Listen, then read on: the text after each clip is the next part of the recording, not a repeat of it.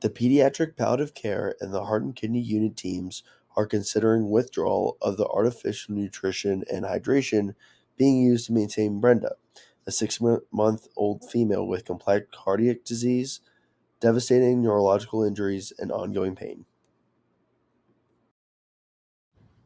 Brenda has suffered diffuse neurological injury with an 8 out of 10 severity due to oxygen deprivation. She also suffers from severe ischemia in all 4 limbs that has resulted in loss of both hands and feet. Brenda's parents strenuously object withdrawing her from ANH. Two significant iatrogenic factors contributed to Brenda's current condition.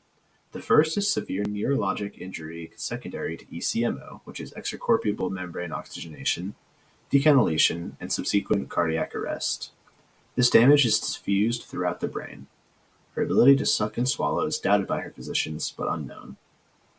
The second is severe ischemia to all of her limbs following prolonged ECMO, related to inability to remove Brenda from bypass following surgery. Her hands and feet are reportedly not salvageable, but remain attached to advancing necrotized live tissue, forming transition zones on all 4 limbs. The MRIs that were presented during the consult displayed extensive loss of brain tissue throughout the prefrontal and midbrain areas, leaving just the brainstem still intact. The patient, Brenda, requires medication to prevent seizures, is blind, and will likely be unable to exhibit motor control functions such as sitting. She also has a high chance of being nonverbal. However, it is possible she may have the ability to hear. Parents believe no one can decide to call her back to heaven except God. They visit her daily and are joined periodically by members of their church. Multiple family meetings have occurred in which the medical team attempts to convey the severity of Brenda's condition. At the last family meeting, the discussion became heated and the parents finally said, "As long as she has a heartbeat, that's enough for us."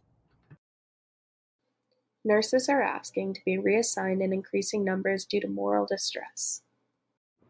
Some nurses support the parents' right to decide and are uncomfortable with the withdrawal of ANH, but most nurses think providing this care is wrong when there is no chance of benefit.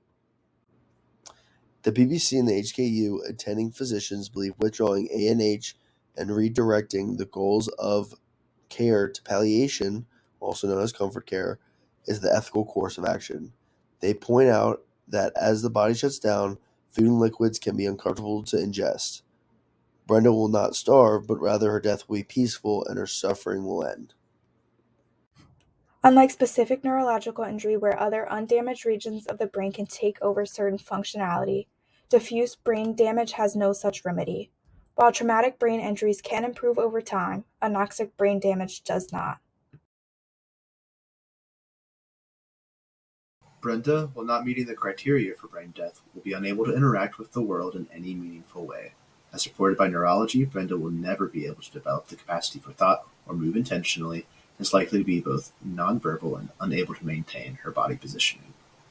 Brenda is capable of feeling pain, and the transition zones between live and necrotic tissue on all 4 limbs cause her significant pain and suffering. She is facing probable 4-limb debridement or an amputation. The transition zones are being monitored, but daily wound care causes significant pain. Debridement of necrotized tissue on all 4 limbs will eventually be needed if efforts are made to preserve limb length. Wound care reports undetermined length of healthy tissue exists towards the center of each limb. Artificial life support could maintain her for an indefinite period of time, months to years.